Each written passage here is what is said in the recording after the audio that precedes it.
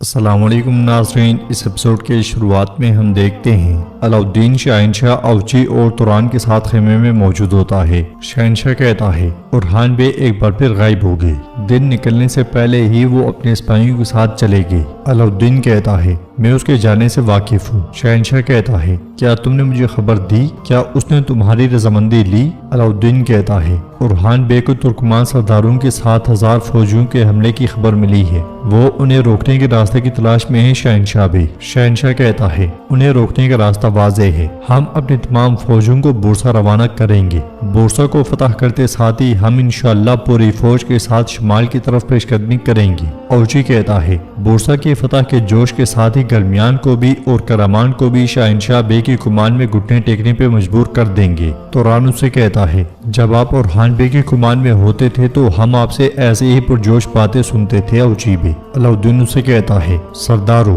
میرے بھائی کا نام لے کر اپنے ہونٹوں کو مت گھماؤ۔ اس لیے میں گونجا باقی خواتین کے ساتھ وہاں داخل ہوتی ہے اور کہتی ہے میرے حضور آپ نے ہمیں بلایا ہے؟ تو علاؤالدین کہتا ہے سنو سردارو، بورسا کی فتح کا مطلب تمام محاذوں پر جنگ ہے، باجیان بھی جنگ میں شرکت کریں گی۔ شہنشاہ بے فتوحات کے لیے تمام دستوں کو بورسا روانہ کریں گے، تو اس لیے دوسرے محاذوں اور قبیلے کے دفاع کو مضبوط کرنا ضروری ہے۔ شہنشاہ کہتا ہے میرا قبیلے میں کافی رکنا ہو گیا ہے، اگر آپ اجازت دیں تو میں اپنے مخلص سرداروں کے ساتھ ہیڈ کوارٹر جانا چاہتا ہوں۔ علاؤالدین سے اجازت ملتے ساتھ ہی شہنشاہ توران اور اوچی کے ساتھ چلا جاتا ہے۔ پھر علاؤالدین فاطمہ سے کہتا ہے تم اپنے ساتھ جڑی ہوئی باجیان کے ساتھ سوغوت میں موجود سپاہیوں کی مدد کے لیے جاؤ گی، تیاریاں شروع کرو۔ حلیمہ بھی قبیلے کے دفاع کو یقینی بنانے کے لیے باجیان کے ایک گروہ کے ساتھ یہاں رکے گی۔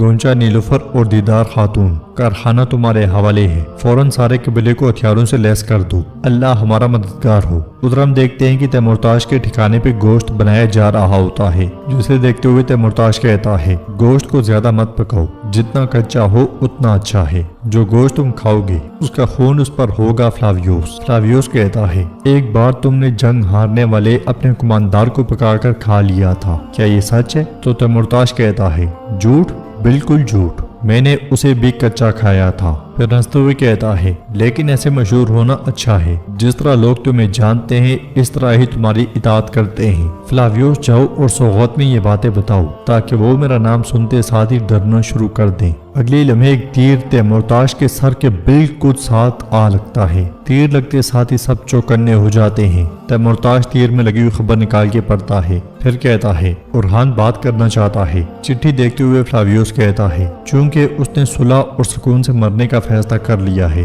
تو وہ یہ سارا راستہ بیکار میں نہیں آیا ہوگا۔ تیمورتاش بلند آواز سے کہتا ہے اورحان آؤ دسترخوان پہ بیٹھو، تم بات کرنا چاہتے ہو تو مرنے سے پہلے بات کرتے ہیں۔ یہ سنتے ساتھ ہی اورحان سامنے آتا ہے اور منگول اس پہ تیر تان لیتے ہیں، مگر اورحان تلوار نکالتا ہے اور زمین میں گاڑ دیتا ہے۔ پھر آگے بڑھتے ہوئے تیمورتاش کے پاس آتا ہے۔ تیمورتاش سپاہیوں کو روکتے ہوئے کہتا ہے جو اپنی موت کا پیاسا ہوتا ہے وہ خود اپنے جلاد کے قدموں میں آ جاتا ہے۔ جاڑیوں میں چھپے کر اخلیل اور بلبان بھی بالکل تیار ہوتے ہیں۔ فلاویوس اورحان سے پوچھتا ہے تمہارے والد کیسے ہیں، کیا وہ ٹھیک ہیں؟ اورحان کہتا ہے اللہ کا شکر ہے وہ ٹھیک ہیں، علاؤالدین نے اپنی مہارت سے ٹھیک کر دیا۔ تیمورتاش کہتا ہے اچھا تو اورحان بولو، میں آرام سکون سے سن رہا ہوں۔ اورحان کہتا ہے ہم یہاں ایسے بات نہیں کریں گے، کارا سے گرمیان اور کرمان ریاستوں کے کماندار کو بھی خبر بھیجیں، وہ راستے میں ہیں، انہیں آنے دیں، ہم کھانا بھی کھائیں گے اور گفتگو بھی کریں گے، گوشت بھی اچھا پکا ہونا چاہیے۔ یہ سن کے تیمورتاش اور فلاویوس غصے میں اورحان کو گھورتے ہی چلے جاتے ہیں۔ قبیلے میں علاؤالدین سپاہی کو فرمان دیتے ہوئے کہتا ہے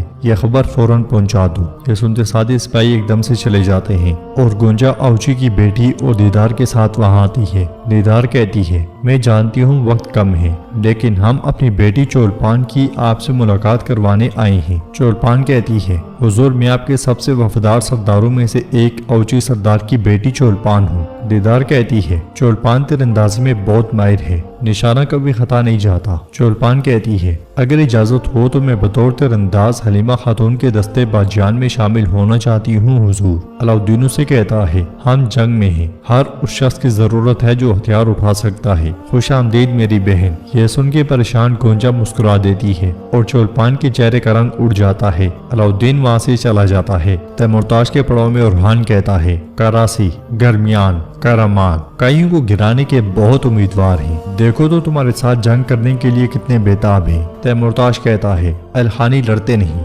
جلا کر راکھ کر دیتے ہیں، کچل دیتے ہیں۔ اورحان کہتا ہے گزرتے ہوئے ہمارے قبیلے میں بھی آنا، ہم بھی تمہارے لیے ایسا ہی دسترخوان سجائیں گے اور اوغوز ترکوں پر تمہارے ظلموں کا بھی ذکر کریں گے۔ تیمورتاش کہتا ہے خالی باتوں سے میرا وقت ضائع نہ کرو، جو کہنا ہے کہو اور اس کے بعد مر جاؤ۔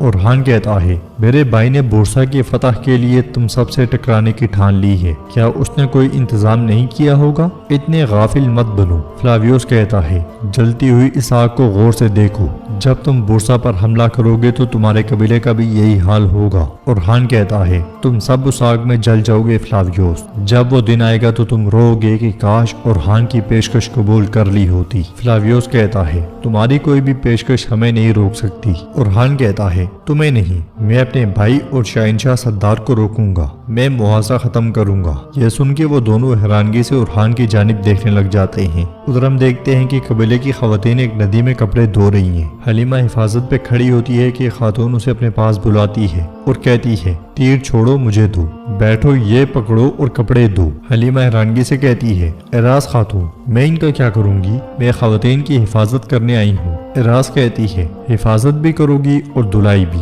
ملون خاتون نے کہا ہے کہ چونکہ تلوار ہاتھ سے نہیں چھوڑتی تو دونوں کام ایک ساتھ کرو۔ حلیمہ پریشان ہوتے ہوئے کپڑے دھونے لگ جاتی ہے۔ اعراض اسے ساتھ میں سکھاتی ہے کہ کیسے دھو۔ حلیمہ کہتی ہے ماں میں یہاں کیا کر رہی ہوں، مجھے اپنے بھائیوں کے پاس ہونا چاہیے۔ اس لیے میں فاطمہ وہاں بھی آتی ہے اور کہتی ہے اللہ ثانی فرمائے بہنوں۔ حلیمہ کھڑے ہوتے ہوئے کہتی ہے خوش آمدید باجی۔ فاطمہ کہتی ہے میں حلیمہ سے معافی مانگنے آئی ہوں۔ حلیمہ کہتی ہے یہاں سے مجھے بچا لو۔ تو اعراض خاتون کہتی ہے نہیں، میں نے ملعون خاتون کو قسم دی ہے کپڑے دھونا سیکھے بغیر تم کہیں نہیں جا سکتی۔ فاطمہ حلیمہ کے پاس آتی ہے اور کہتی ہے ماں کو تمہیں یہ کام سکھانے کا شوق کہاں سے چڑھ گیا؟ حلیمہ کہتی ہے تم نہیں جانتی یقیناً ملعون ماں ہمیں مناسب سرداروں میں سے کسی کے ساتھ بیانے والی ہیں، وہ اس بار سنجیدہ ہیں۔ فاطمہ کہتی ہے کیا یہ ماں نے کہا ہے؟ حلیمہ ہاں میں سر لاتی ہے تو فاطمہ پریشان ہو جاتی ہے۔ جنگل میں تیمورتاش خوش ہوتے ہوئے فلاویوس سے کہتا ہے فلاویوس کیا تم نے سنا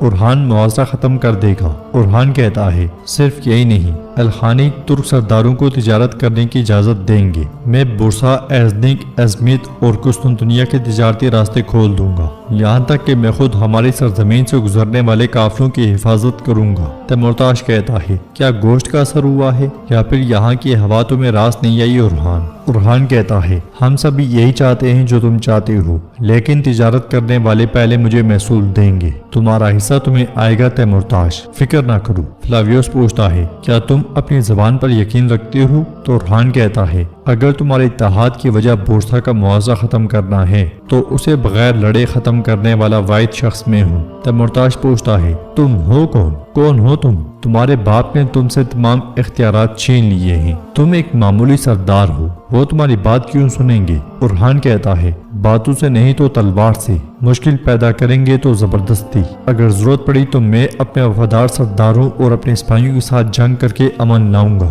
فلاویوس پوچھتا ہے اور تمہارے بابا؟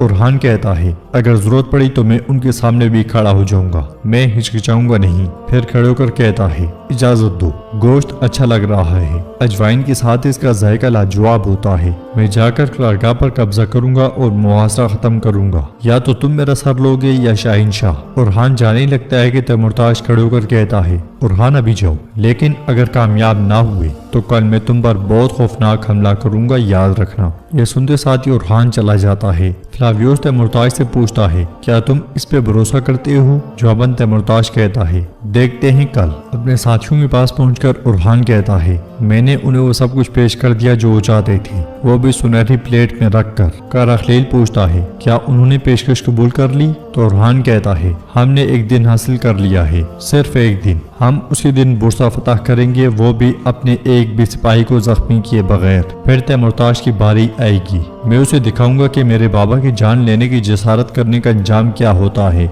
मगर कुछ वक्त चाहिए। अब चलो, हमें उस जंग को रोकना है। इधर फ्लावियोस तैमुरताज से कहता है, उरहान जानता है कि उस्मान को जहर देने वाले तुम ही थे, और मैं भी जानता हूँ। तैमुरताज कहता है, लेकिन वो ये बात मेरे सामने खुलकर कहने की हिम्मत नहीं करता। वो सियासत को भी उसी तरह समझता है जैसे जंग को समझता है। मेरे अंदर की एक आवाज कहती है कि उसने जो कहा वो उस पर कायम रहेगा। खैर देखते हैं, मेरे पैगाम का इंतजार करो। उधर हलीमा फातिमा से कहती है, सिर्फ हम ही नहीं, वो मेरे भाई अलाउद्दीन का भी दोबारा निकाह करेंगी, लेकिन भाई अलाउद्दीन इसे कभी कबूल नहीं करेंगे। हम अगर इकट्ठे हो जाएं तो हम उनके सामने डर सकते हैं। बहन, मैंने माँ से कह दिया है कि मैं किसी ऐसे शख्स से निकाह नहीं करूंगी जिसे मैं चाहती ही नहीं। फातिमा पूछती है, बाबा क्या वो ये बात जानते हैं? हलीमा कहती है, ज़ाहिर है मालूम होगा, मगर मैं भी पुरज़म हूँ, मैं निकाह नहीं करूंगी। फातिमा कहती है, हलीमा बचगाना बातें छोड़ो, हम सरदार की बेटियां हैं, हम उससे निकाह करेंगे जिसे माँ बाप हमारे लिए मुनासिब समझेंगे।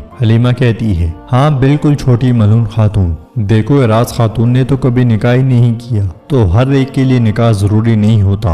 एराज आगे बढ़ते हुए कहती है, नहीं मैं तो 3 बार निकाह कर चुकी हूँ। हलीमा हैरानगी से कहती है, क्या मतलब? तो एराज कहती है, 3 मर गए, मगर ठहरो, चौथा मिलते साथ ही मैं फिर निकाह कर लूंगी। मैं तो बस सही शख्स का इंतजार कर रही हूँ। मलून खातून ठीक कहती है, वक्त आ चुका है तुम्हारे निकाह का, तुम्हें निकाह कर लेना चाहिए। फातिमा हाथ की हथेली पे लगी हुई मट्टी मुसलसल साफ कर रही होती है तो हलीमा उससे कहती है, तुम्हारे हाथ पर क्या है बहन, तुम बार बार उसे देख क्यों नहीं हो? फातिमा हाथ पीछे करती है और कहती है, चलो चलते हैं, मैं सोगोत जा रही हूँ, अल्लाह तुम्हारा रास्ता आसान करे। ये कहते साथ वो चली जाती है। हम वो कौम हैं जो अल्लाह के हुक्म पर जान भी कुर्बान कर देती है। दुनिया की ताकत हमारे ईमान के आगे कुछ नहीं। न हमें तख्त का लालच है, न ताज की ख्वाहिश। हम सिर्फ अल्लाह की रजा के लिए जीते हैं।